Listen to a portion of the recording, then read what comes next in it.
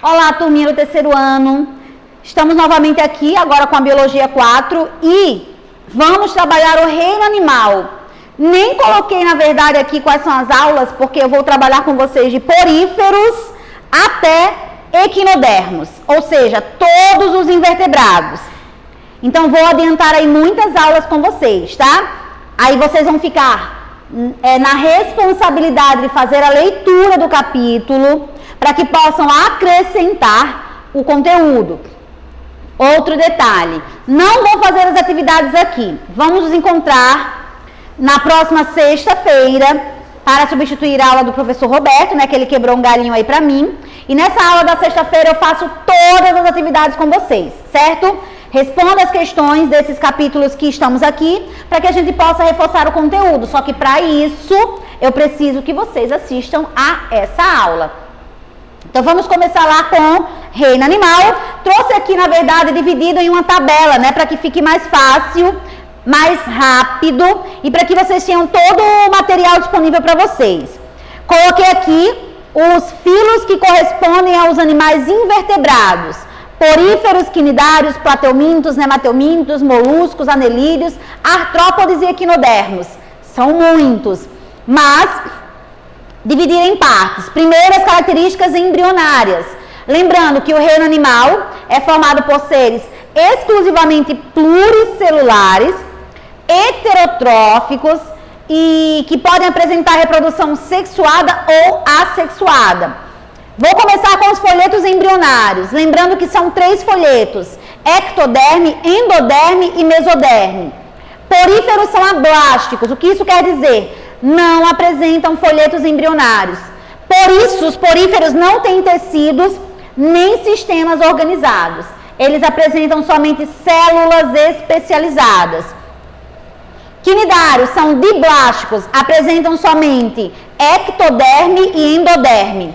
Só e somente só. De plateumintos até equinodermos, todos são triblásticos. Na verdade, até cordados, que não estão aqui, né? Vou fazer na próxima aula. Mas todos são triblásticos, ou seja, apresentam ectoderme, endoderme e mesoderme.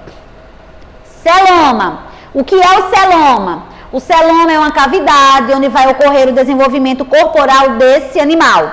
Com relação ao celoma, eles podem ser acelomados, pseudocelomados ou celomados. Só tem classificação com relação ao celoma quem tiver mesoderme. Se não tiver mesoderme, não tem classificação. Por isso, em poríferos e quinidários, ele tem um tracinho. Plateumintos, acelomados. Nemateumintos, pseudocelomados. Por quê? Até tem a cavidade, só que a cavidade é revestida por fora pela mesoderme, por dentro pela endoderme. Então, é um falso celoma, é uma falsa cavidade.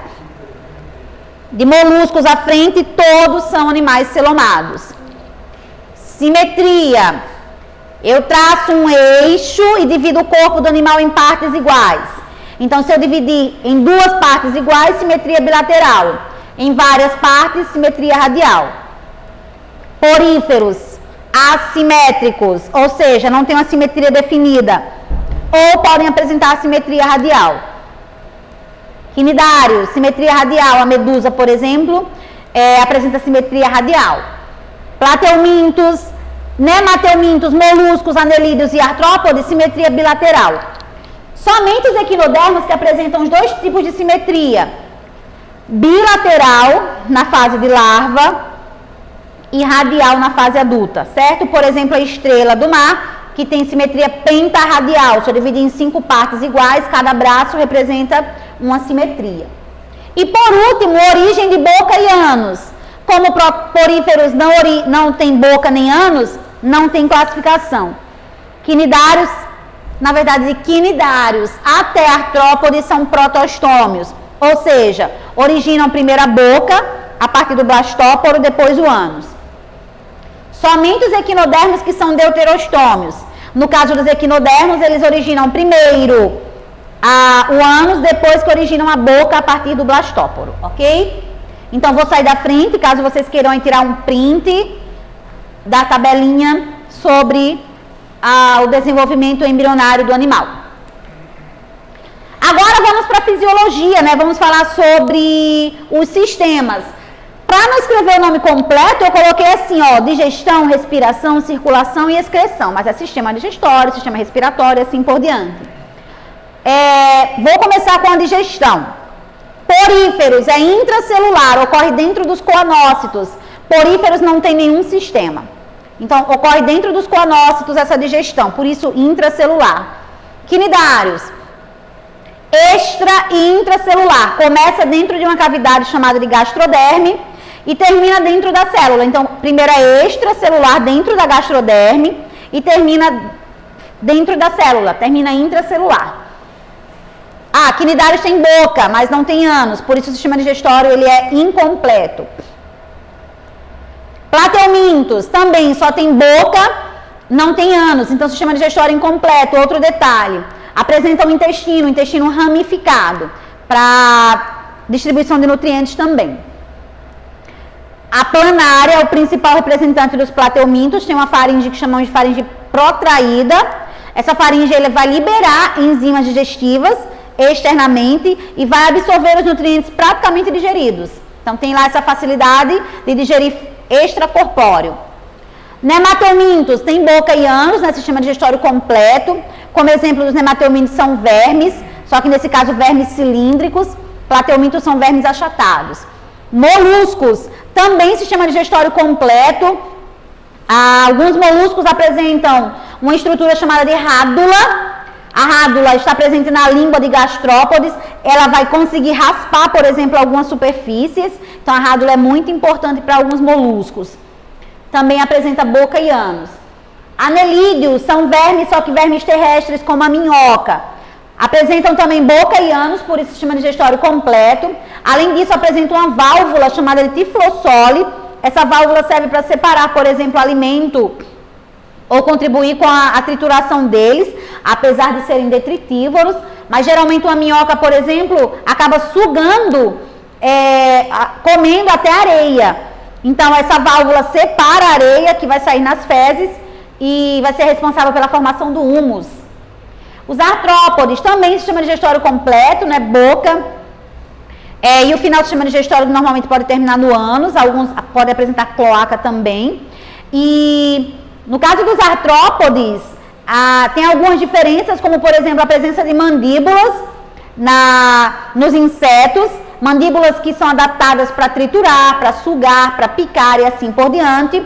Aracnídeos não têm mandíbula, eles sugam. Então a aranha, por exemplo, vai matar a sua presa injetando um veneno e depois suga os fluidos corporais e assim por diante.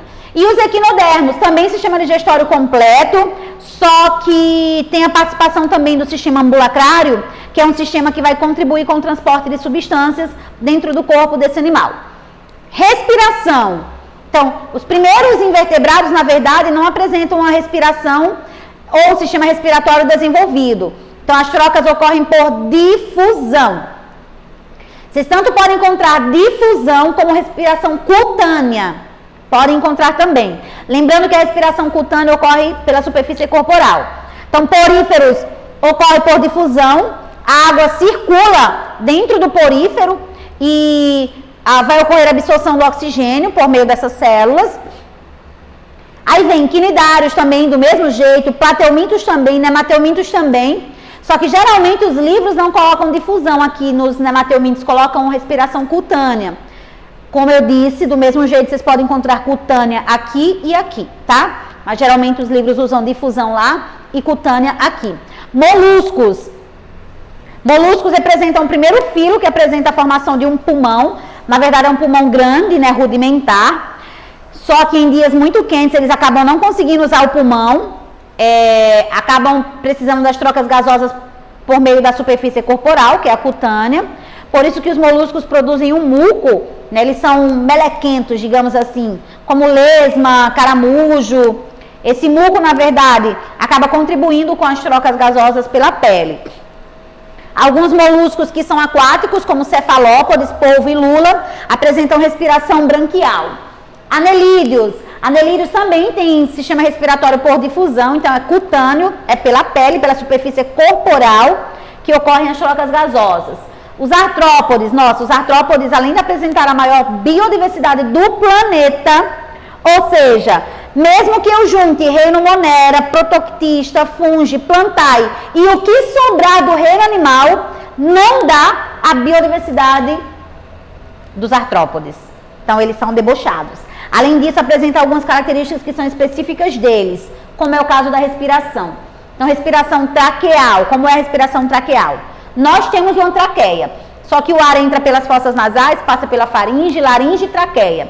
No caso dos artrópodes, a traqueia está aberta na superfície corporal e o ar entra por meio de um orifício chamado de espiráculo, então entra e vai diretamente para o tecido, ou seja, sistema respiratório não tem relação com o sistema circulatório, dos artrópodes não. Então, traqueal nos insetos, filotraqueal nos aracnídeos, branquial, crustáceos. Crustáceos como caranguejo, camarão, siri, lagosta, lagostinha, assim por diante. São animais aquáticos que apresentam brânquias. Equinodermos também apresentam brânquias e as trocas gasosas ocorrem com a filtração dessas brânquias com a ajuda do sistema ambulacrário também. Bem, se o sistema respiratório, está ausente na maioria, o circulatório, então, poríferos não tem sistema circulatório, quinidários não tem sistema circulatório, plateumintos também não, nemateumintos também não.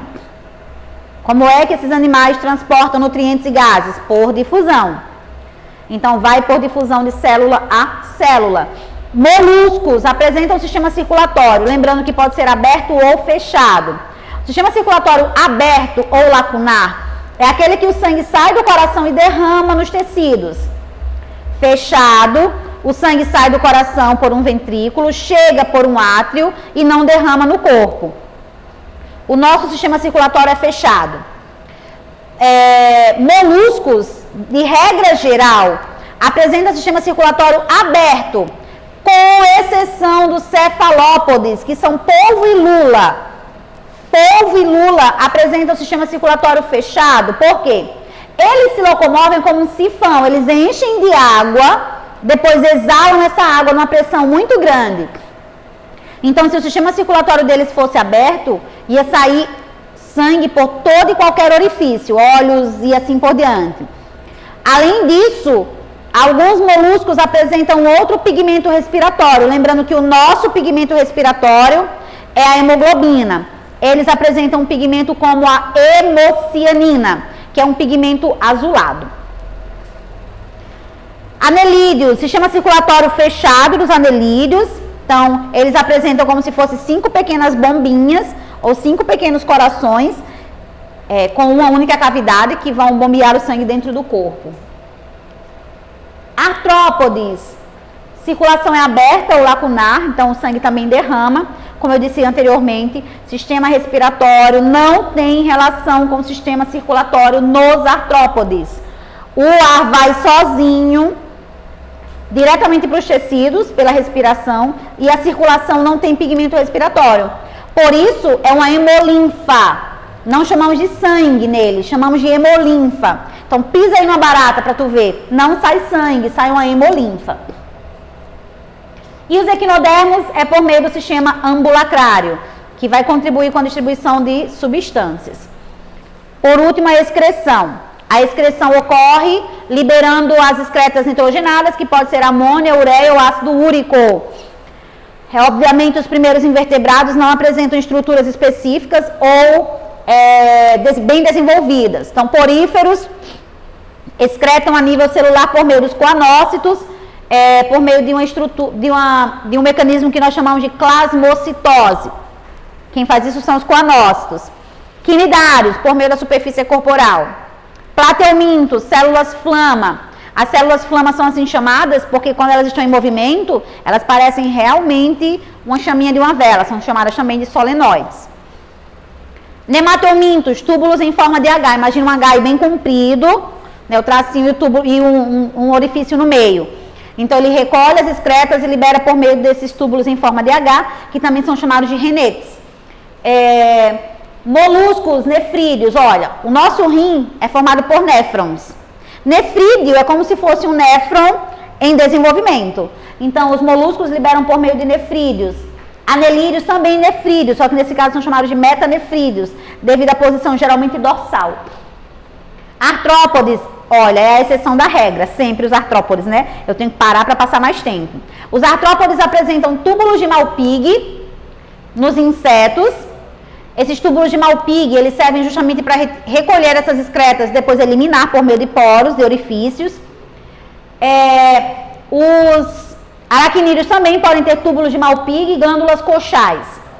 Essas glândulas coxais servem também para eliminar excretas. As glândulas verdes que estão presentes nos crustáceos. Então, os crustáceos apresentam glândulas verdes, também chamadas de glândulas antenais. Os equinodermos acabam excretando por meio do sistema ambulacrário. Vou sair da frente para vocês tirarem um printzinho aí para estudar depois.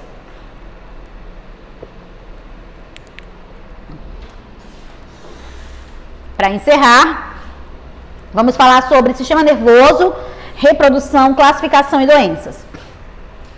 Poríferos não têm sistema nervoso. Quinidários, o sistema nervoso é difuso, ou seja, todo espalhado no corpo do animal. Por isso, quando a gente vê uma medusa, geralmente vê uma medusa cheia de luzes, né? Brilhando, justamente devido aos neurônios que estão espalhados nessa região e as conexões. Todos os outros apresentam o sistema nervoso ganglionar. O que é isso? Um gânglio na cabeça, já que não tem a formação encefálica, né? Não tem processo de cefalização. Então, é um gânglio na cabeça e geralmente cordões nervosos que estão no corpo. Plateumintos, por exemplo, tem um cordão nervoso ao longo do corpo.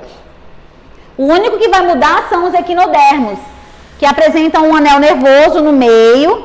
Esse anel nervoso se comunica com a placa madrepórica e, nesse caso, tem ramificações, né, de nervos que servem para conectar, para pegar essas informações. Reprodução. Somente até plateumintos pode ser sexuada e assexuada. Sexuada sempre é com formação de gametas, só que como os poríferos, por exemplo, vivem na água, correnteza, temperatura da água pode ter a interferência na reprodução sexuada. Então, a reprodução assexuada é uma maneira de garantir a perpetuação dessas espécies, embora não tenha variabilidade genética. No caso da reprodução assexuada é por brotamento, forma-se um broto ali do lado, o broto se desprende e cai e depois se desenvolve. Quinidários, do mesmo jeito, a diferença é que nos quinidários tem metagênese ou alternância de gerações. O que é isso? Uma fase do ciclo é sexuado, que é aquele que tem a participação de medusas, liberando seus gametas, fecundam, produzem a larva, o zigoto, formam um indivíduo adulto, que vai sofrer estrobilização, que é a reprodução assexuada. Todos os outros, gente, reprodução sexuada, tá? Só vou fazer uma observação aqui. Nos nemateumintos, de existir aí um dimorfismo sexual, no caso de alguns vermes. No caso dos anelídeos, algumas espécies são hermafroditas, como é o caso das minhocas, só que mesmo sendo hermafroditas, elas fazem fecundação cruzada. Então, tem lá a minhoquinha e o minhoquinho. Eles vão se encontrar e trocar simultaneamente gametas e formar, na verdade, um casulo, numa região que nós chamamos de clitelo. Os artrópodes também, do mesmo jeito, né? A diferença é que pode ter aqui alguns rituais de acasalamento. E os equinodermos também, que geralmente podem apresentar, serem dioicos, né? Apresentar sexos separados. Classificação. Poríferos são divididos em ascon, sícon e leucon. Na verdade, é o tipo de esponja, tá? A mais primitiva é a ascon e a mais desenvolvida, né? O atual seria a leucon. A única diferença é a posição das células que nós podemos encontrar. Lembrando que os poríferos têm células especializadas. São chamadas de coanócitos, amebócitos, porócitos, pinacócitos. Essas são as principais células das esponjas. Contém espículas também, né, que ajudam na sustentação. Quinidários. São divididos em hidrozoários. Nós temos como principais as hidras, que são pólipos que vivem em água doce. Cifozoários, que temos como exemplo as medusas, né, ou águas vivas, que podem ser encontradas, por exemplo, em água salgada, apresenta a forma medusoide, é livre natante.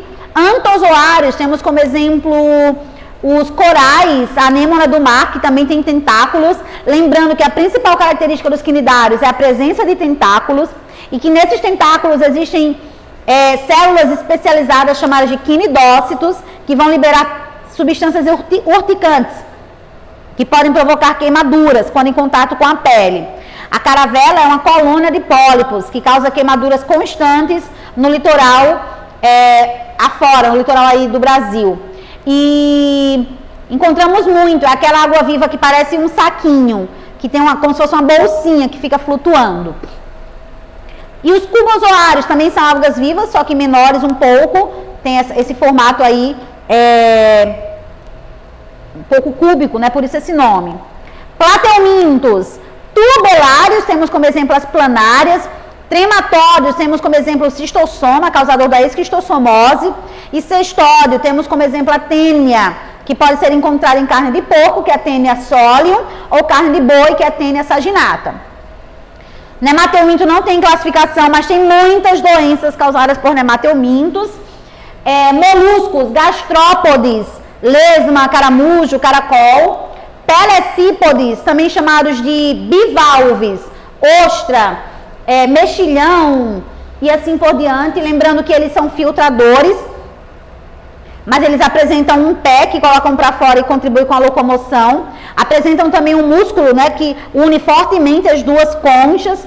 E no caso das ostras, que podem formar a pérola como forma de defesa. Até um grão de areia que entre na ostra, por exemplo, pode ser um corpo estranho. E esse corpo estranho vai ser revestido por uma substância chamada de nácar ou madrepérola, até formar a pérola.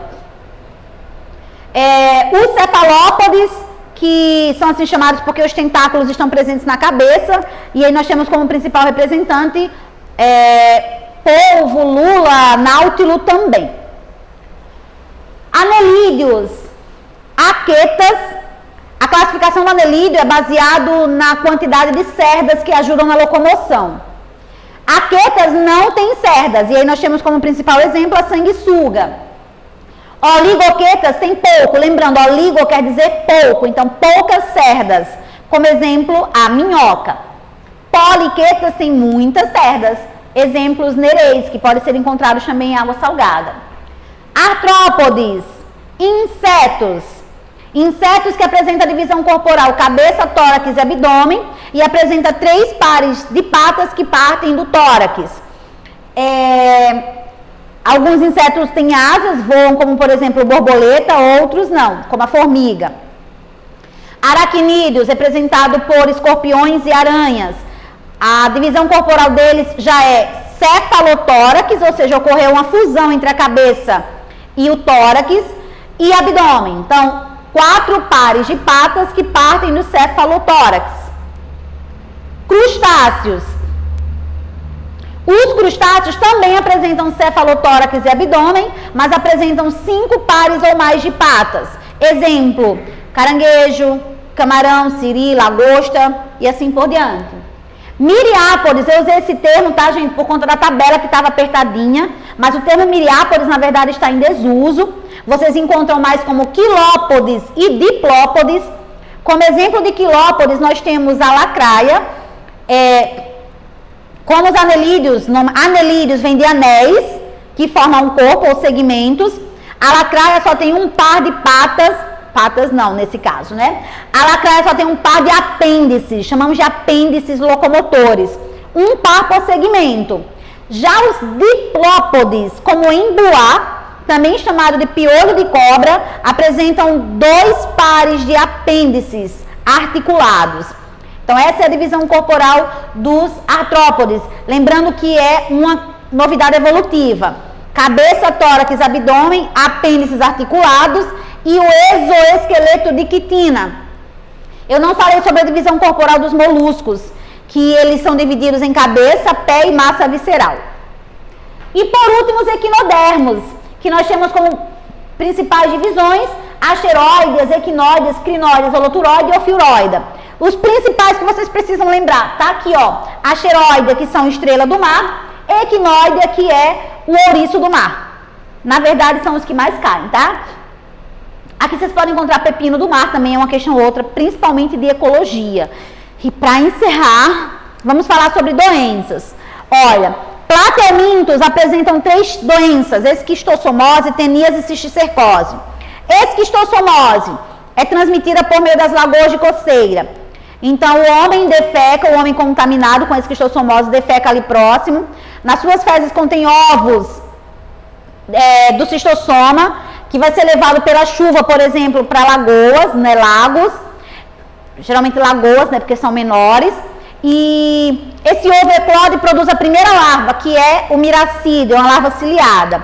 O miracídio penetra no caramujo do gênero Biophalária e sofre metamorfose, né, reprodução assexuada, já que ele é hospedeiro intermediário. Lembrem-se, hospedeiro intermediário ocorre reprodução assexuada. Hospedeiro definitivo, que da esquistossomose somos nós, ocorre reprodução sexuada.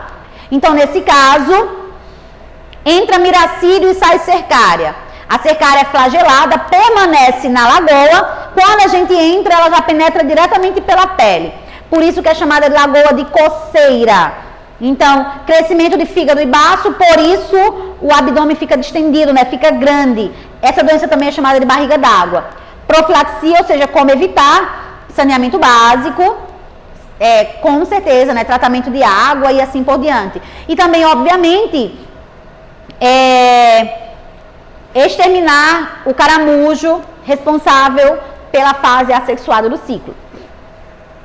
Teníase, carne de porco ou boi contaminada com cistos da tênia. Nesse caso, tênia solium, carne de porco, tênia saginata, carne de boi. Esse verme se desloca para o nosso intestino, ele pode chegar até 12 metros.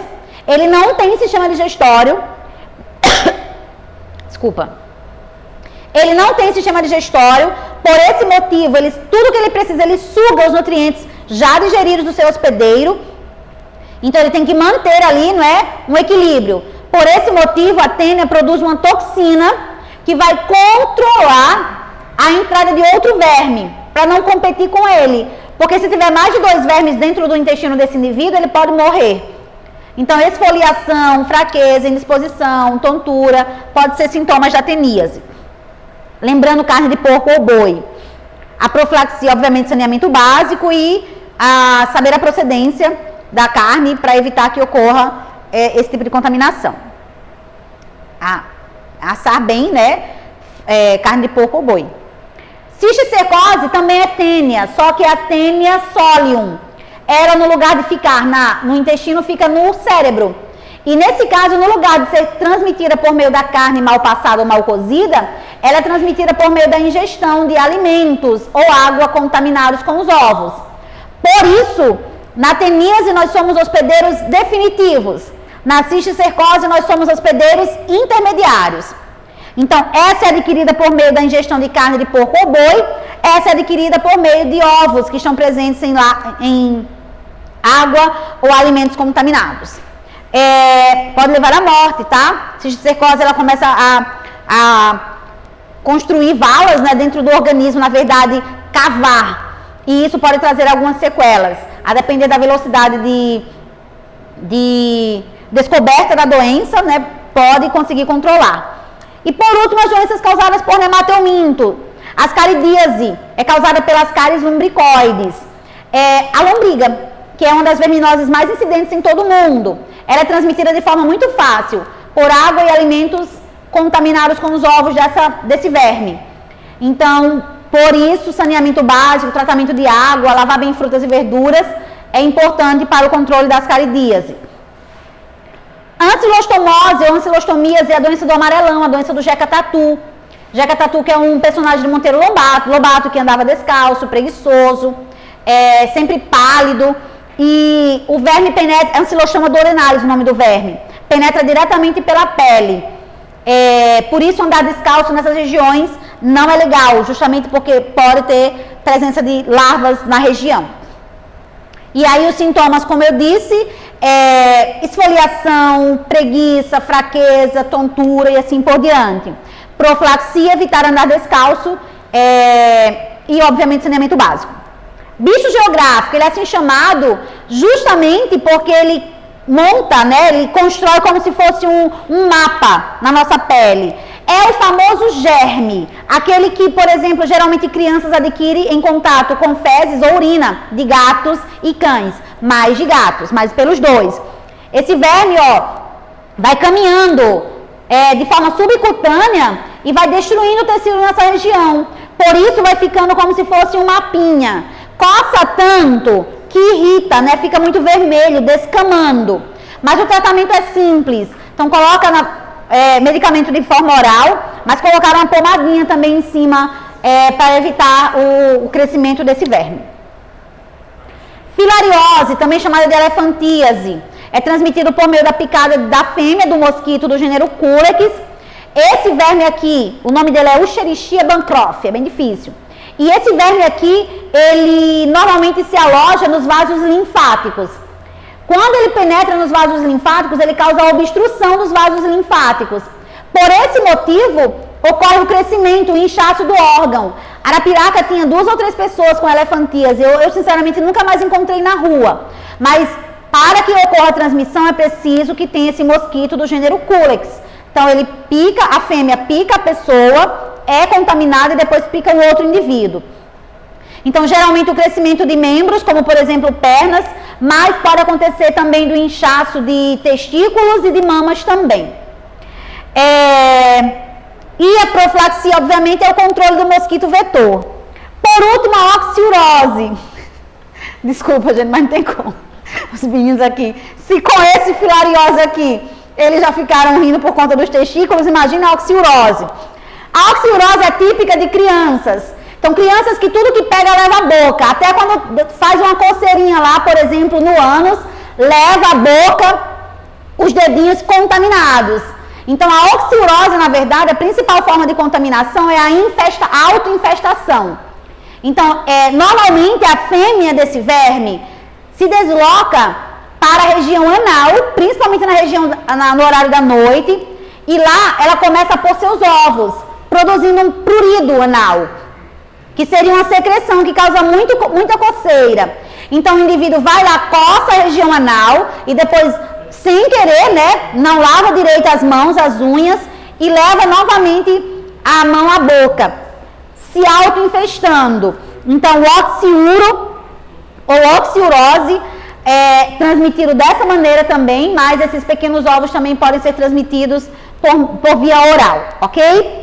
Moluscos, anelídeos, artrópodes e equinodermos, graças a Deus não tem doenças, ficam somente as atividades que nós vamos responder juntos lá pelo Meet, tá? Na próxima sexta-feira, amanhã. Então beijo, tchau e até a próxima aula, se Deus quiser.